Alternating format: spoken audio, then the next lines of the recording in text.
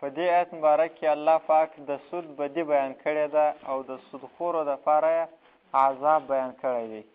د دې آیت مبارک د مخکې سره ربط او مناسبت دا دی، په مخکې آیتونو کې د هغه چا حالت بیان سو چې د الله د رضا دپاره خپل مال ورکوي او خیراتونه کوي، د الله د رضا دپاره خپل مال ورکوي او د الله د رضا دپاره خیراتونه کوي. په دې آیت کې الله پاک د هغو خلکو مقابل بله ډله بیانوي چې هغه د الله د رضا دپاره خیرات هم نه کوي، بلکې تر دې اندازې پورې دي چې کله یو چاته قرض ورکړي نو په قرض باندې هم زیات عوض غواړي، د الله د رضا دپاره مال نه ورکوي او بغیر د زیات عوض څخه یو چاته قرض او پور هم نه ورکوي. د دغو کسانو دپاره الله پاک عذاب بیانوي چې د دوی دپاره دا عذاب دی څوک چې سود خوري، سودخوره خلک د قیامت په ورځ به په داسې حالت کې ولاړېږي لکه هغه څوک چې پیریانو نیولی. پیري چې یو څوک نیولی حالت یې سره ګډوډي او ایله ایله خبرې هم کوي او رفتار یې هم صحیح ترتیب سره نه وي، دارنګه به دغه سودخوره خلک د قیامت په ورځ په دغه حالت باندې ټوله خلک به یې د حشرګاه په میدان کې ویني او ورته ګوري به چې دا هغه خلک دي چا چې سود خوړی. الذین هغه کسان یاکلون الربا، دا مستقل کلام دی نو ځکه په مخکې باندې عطف کړی نه دی. هغه کسان چې خوري سود لا یقومونه، دوی نه ولاړېږي د قیامت په ورځ الا کما یقوم الذي، مګر په شان د هغه چا چې ولاړېږي الذي هغه څوک یتخبطه الشیطانو چې ګډوډ کړی وي ده لره الشیطانو شیطان، چې هغه پیریانو کې شریر قوم شیطانان دي، من المس د مسه کولو د وجې څخه، د شیطان د مسلط کېدلو د وجې چې څوک ګډوډ سوی دی، عقل یې کار پرې ایښی دی، لیونی سوی دی، د دغه په رقم به ولاړېږي. ذلک بانهم قالوا انما البیع مثل الربا، په جاهلیت په زمانه کې سود روا سود خلکو کوی او عام رواج و. دا آیت مبارک اگر چې په نزول کې وروسته را نازل سوی دی، دا په 8 کال د هجرت دا را نازل سوی دی، خو لیکن دا په سوره بقره کې دلته یې ذکر راوړی چې دا سود عموما اصل د یهودیانو کارو، په یهودیانو کې سود ډیر زیات و، نو دې صورت کې د یهودیانو نورې بدۍ هم بیان سولې، نو دا آیت هم په دې صورت کې الله پاک ذکر کوي چې دا بدي هم په دوی کې ده او د دې ګناه دپاره یې هم عذاب بیان کوي. ربا په لغت کې ربوت د ربوت څخه ماخوذ دی، ربوت وایي لوړوالي او زیاتوالي ته، دا لغوي معنا ده. په اصطلاح کې ربا سود هر هغه شي ته وایي چې بغیر د معاوضې څخه یي، بغیر د عوضه چې کوم مال سړي ته په لاس ورځي هغه ته سود وایي. او دا ربا بیا په 2 طریقې د جاهلیت په زمانه کې رواج وه، یو ربا نسیعه وه او بل ربا تفاضل وه. ربا نسیعه دا وه چې پور به یو چا ته ورکړي، بیا به یې د وخت په تېرېدو سره زیاتې روپۍ ځینې غوښتلې، مثال 100 روپۍ به یې ورکړلې، نو میاشت بعده به یې چې ادا کولې 10 روپۍ به یې زیاتې غوښتلې 110، بله میاشت بعده به تر دې اضافه کېدلې. دا ربا نسیعه هم وه. او ربا تفاضل دا ده چې یو جنس د دواړو شیانو جنس یو وي او بیا هم راولاړ سي یو د بل څخه زیات غواړي، لکه مثال یو سړی 10 روپۍ ورکړي او د بل څه 11 روپۍ غواړي، یا په نورو شیانو کې چې د کومو شیانو جنس او قدر یو وي چې زیات غواړي بغیر د عوضه چې کوم زیاتوالی هغه ته سود وایي، ربا ورته ویل کېږي.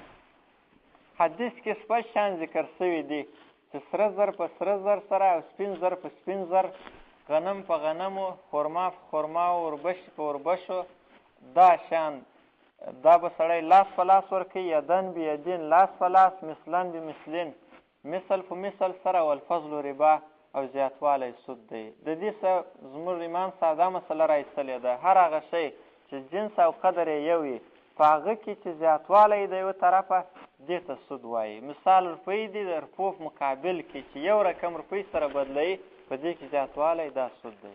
مختصر تعریف یې دا دی چې سود هر هغه مال دی چې بغیر د عوضه څخه وي، دې ته وایي. ذلک بانهم قالوا انما، الله پاک دا بیان کړی دی چې په دوی کې یو دا غلط کار موجود و، واکلهم الربا وقد نهوا عنه، چې دوی سود خوړی په داسې حالت کې چې دوی د سود څخه منع سوي وه. د سود څخه الله پاک منع کړي وه، خو لیکن دوی بیا هم سود خوړی او سودخوري یې کوله. نو په دې وجه سره الله پاک دوی ته عذابونه ورکړل. نو د هغه آیت مبارک څخه دا مسله معلومیږي چې سود په مخکینو امتو کې یعنې په یهودیت او نصرانیت کې هم حرام و او ګناه وه.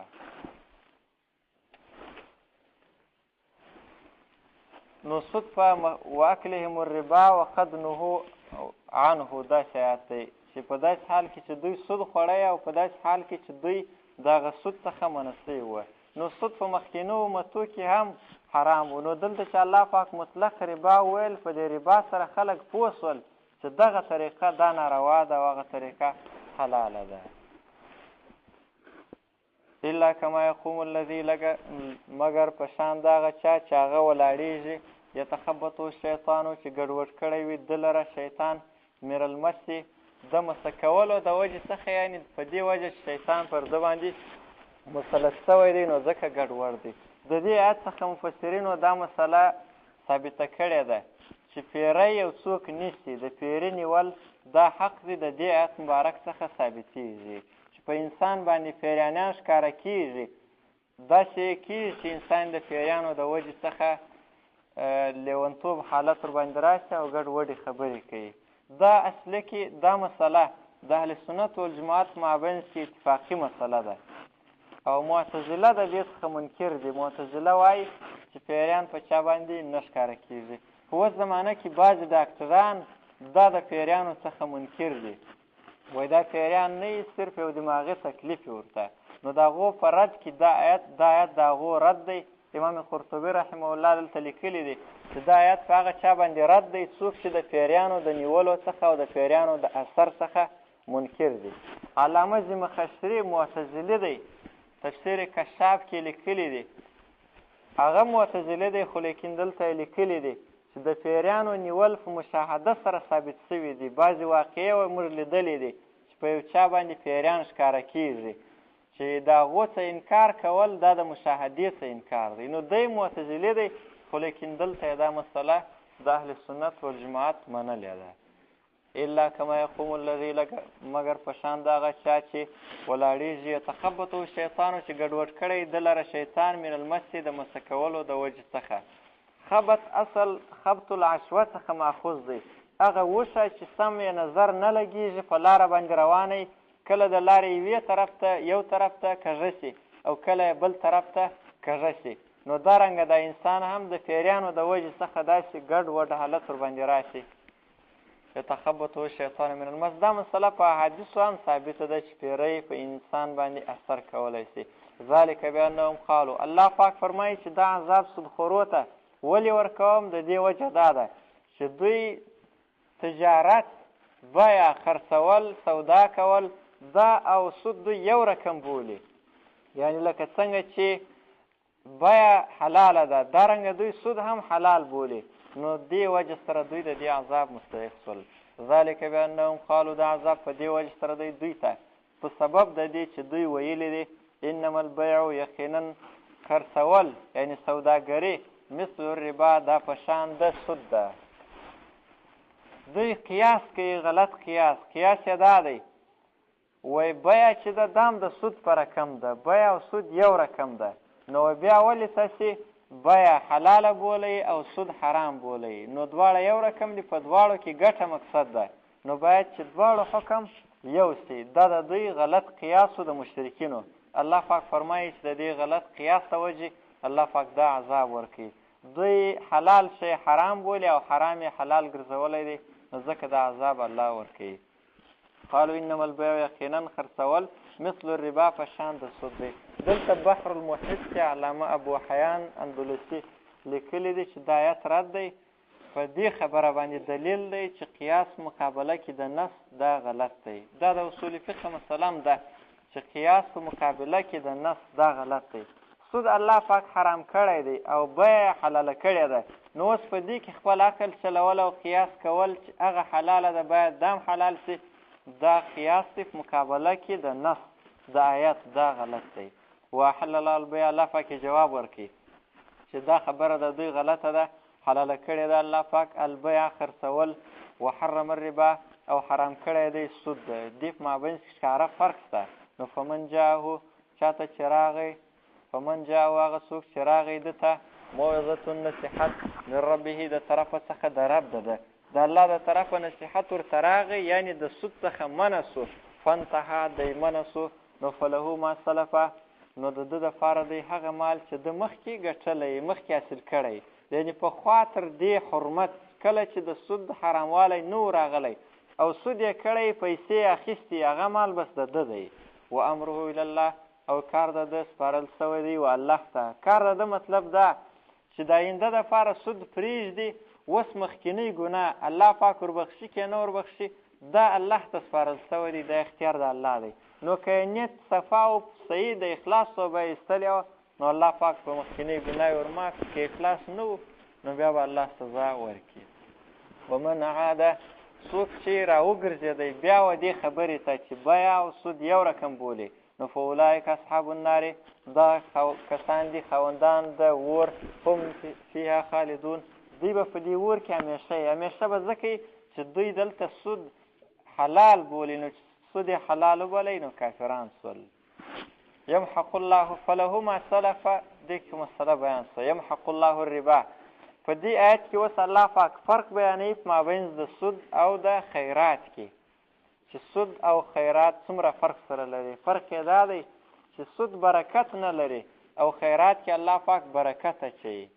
یمحق الله الربا خرابوي الله پاک سود لره ختموي الله پاک سود لره خرابوي په آخرت کې خو به سړي ته دې مال فایده په لاس ورنشته ښکاره خبره ده.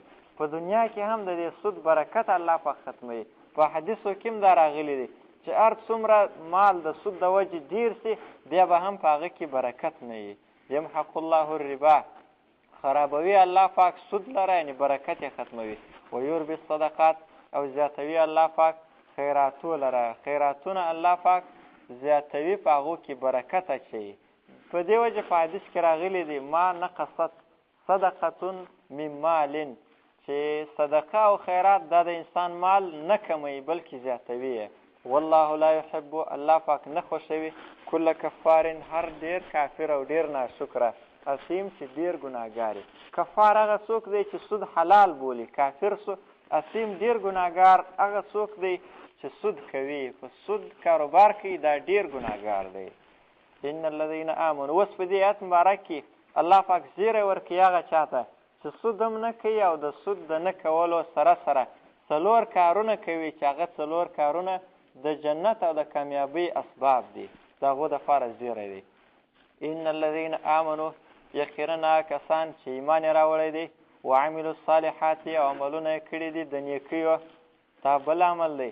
واقاموا الصلاة او پابندي یې کړې ده د لمانځه واتوا الزکات ورکړی دی زکات. عاملو الصالحات کې اقامت صلات او ورکول د زکات دا دواړه داخل دي خو د اهتمام دپاره بیا ذکر کړل چې دا کارونه ضروري دي دا باید خامخا وکړي. لهم اجرهم د دغو کسانو دپاره دی ثواب د دوی عند ربهم په نزد د رب د دوی ولا خوف علیهم بیره به نه وي پر دوی باندې ولا هم یحزنون او نه به وي دوی غمجن دوی به غمجن هم نه وي او بیره به هم نه وي ورباندې. یا ایها الذین آمنوا اتقوا الله مخکې اصل کې بیان د کافرانو چې دا سود حرام دی سود به نه کوئ. کله چې مخکینی آیتونه نازل سول بعضې قبیلې وې بنو ثقیف و بنو مخزوم قبیلې یو د بل سره معامله کړې وه د سود پر پی د بنو ثقیف و بنو مخزوم باندې پاته وې. بنو مخزوم قبیلې ایمان راوړی نو هغه بلې قبیلې مطالبه وکړله چې زموږ پی در باندې پاته دی. بنو ثقیف انکار وکړي چې سود حرام دی موږ د نبي علیه السلام څخه پوښتنه کوو چې اجازه را نه کړو نه درکوو. نو نبي علیه السلام دا آیت ورته وفرمایه چې تاسې نورې نسئ اخیستلی. او بیا نبي علیه السلام په حجة الوداع کې هم دا حکم بیان کړي چې د جاهلیت په زمانه کې کوم سودونه سوي دي هغه ختم دي او اول سود چې زه ختموم هغه د عباس ابن عبدالمطلب چې د نبي علیه السلام اکاو د هغه سود ختم دی چې په خلکو یې پیسې پاته دي هغه ور پاته دي بس نه ځینې اخلو. یا ایها الذین آمنوا اتقوا الله اوس په دې آیت کې الله پاک ایمان والا ته خطاب کوي. مخکې خطاب خو اصل و دغه چا باره کې چې هغو سود حلال بلی. اوس ایمان والات خصوصي خطاب دی چې تاسې سود مه کوئ. یا ایها الذین آمنو، ای ایمان والاو، اتقوا الله، وبېرېږئ د الله څخه، وذرو او پرېږدئ ما بقیه من الربا، هغه مال چې پاته سوی وي من الربا د سود څخه. یعنې یو چا ته مو روپۍ ورکړي دي، هغه د سود پیسې مو ورباندې پاته دي، نو هغه ور پرېږدئ. ان کنتم مؤمنین، که چېرې یاست تاسې ایمان والا. یعنې که تاسې ایمان لرئ، د ایمان تقاضا دا ده چې باید د سود پیسې پرېږدئ. فإن لم تفعلوا، که چېرې تاسې دا کار ونه کوئ، اوس عذاب بیانوي، نو فأذنوا، تیار سئ، خبر سئ، بحرب، په جنګ سره، من الله، د طرفه د الله، ورسول، او د الله د رسول د طرفه چې کوم جنګ دی، د الله او د الله د رسول د طرفه جنګ ته تیار سئ. که چېرې سود پرې نږدې، د الله او د الله د رسول د طرفه جنګ ته تیار سئ. د دې مطلب دا دی چې یعنې کوم خلک که سود نه پرېږدي، نو مسلمانان به د هغو سره جهاد کوي. د دې حکم د باغیانو سره کم دی. اسلامي حکومت به د هغو خلکو سره چې سود نه پرېږدي جهاد به ورسره کوي. لکه د باغیانو سره چې جهاد کېږي، نو دارنګه جهاد د دوی سره هم کېږي. داسې نه دي ویلي چې د الله او د الله رسول جنګ ته تیار سي، بلکې داسې ویل چې تیار سي هغه جنګ ته من الله و رسوله، چې د الله او د الله د رسول د طرفه دی. یعنې مؤمنان به جنګ سره کوي د الله او د الله د رسول د طرفه څخه، ځکه دا د الله پاک سره ښکاره دښمني ده.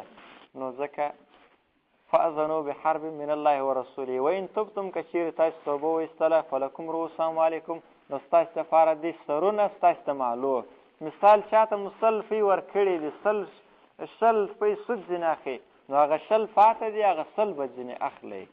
لا تظلمون، تاسې به ظلم نه کوئ پر بل چا، ولا تظلمون، نه پر تاسې ظلم کېږي. لا تظلمون، تاسې به ظلم نه کوئ چې زیاتې ځینې اخلئ، 100 اخلئ. ولا تظلمون، نه پر تاسې ظلم کېږي چې هغه اصل سر د 100 روپۍ هم درڅه وګرځئ. دا دواړه کاره به نه وي. په دې کې مطلب دا مسله معلومېږي چې په اسلام کې دا حکم دی چې سړی به د ظالمیت څخه، د ظالم کېدو څخه هم ځان ساتي، او د مظلوم کېدو څخه به هم ځان ساتي. دا به نه کوي چې مظلومیت ته خپله ځان پېښوي، بلکې کوشش به یې دا وي چې ځان دې وساتي. وإن کان ذو عسرة، په دې آیت کې د ښو اخلاقو تعلیم ورکوي چې د کافرانو د سود خوره طریقه خو دا ده چې 100 روپۍ ورکړي مثال، بیا چې میاشت وروسته یې ځینې غواړي نو 120 غواړي، داسې زیاتېږي. الله پاک ایمان والاو ته د ښو اخلاقو تعلیم ورکوي. هغه دا که چیرې وایي هغه سړی مسکین و، نه لرلې، د 100 روپۍ به ځینې اخلي، که د 100 روپۍ هم نه لرلې، نو بیا مهلت ورکوي، ورته انتظار سي تر څو چې دی روپۍ پیدا کوي. او که چیرې دا وکړي چې ورماتې کړي، خیرات وکړي، نو دا کار ستاسې دپاره بهتر دی. وإن کان ذو عسرة، که چیرې و هغه خاوند د تنګۍ، د تنګسیا، فنظرة، مهلت ورکول دی، الی میسره، تر اسانتیا پورې چې پیسې پیدا کړي. وان تصدقوا، دا چې تاسې خیرات وکړئ، خیر لکم، دا ستاسې دپاره بهتر دی. ان کنتم تعلمون، که چیرې تاسې پوهېږئ. دا کارونه کول چې یا وربخښل پوروړي ته او یا مهلت ورکول، دا ډېر غټ د ثواب کارونه دي. واتقوا یوما، اوس الله پاک د آخرت د ورځې بیان کوي چې د قیامت څخه وبېرېږئ. واتقوا یوما، وبېرېږئ د هغې ورځ څخه، ترجعون فیه، چې تاسې به ورګرځول کېږئ په هغه ورځ کې الی الله، و طرف ته د الله، ثم توفا، بیا به پوره ورکول کېږي، کل نفس، هر نفس ته، ما کسبت، جزا د هغه عمل چې ده کړی وي، وهم لا یظلمون، پر دوی باندې به ظلم نه کېږي، پوره بدله به ورکول کېږي، عملونه به نه کمیږي او نه به زیات ورپسې لیکل کېږي بد کارونه. دا آیت اخیري نازل سوی آیات دی. 21 ورځې وروسته نبي علیه السلام د دنیا څخه رحلت کړی دی. په دې آیت کې الله پاک د قیامت بیان وکړي چې د قیامت د ورځې څه وبېرېږي چې هر نفس ته پوره بدله ورکول کېږي. د دې آیت ته مخکې سره ربط دا دی، مخکې اشاره کوي الله پاک دې ته چې د قیامت سخته ورځ را روانه ده. که چیرې تاسې غواړئ چې په هغه ورځ الله پاک ستاسې سره نرمي او اسانتیا وکړي، نو تاسې په دنیا کې د پورولو سره اسانتیا او نرمي وکړي. په دنیا کې چې د پورولو سره نرمي وکړي، الله پاک به د قیامت په ورځ ستاسې سره نرمي وکړي.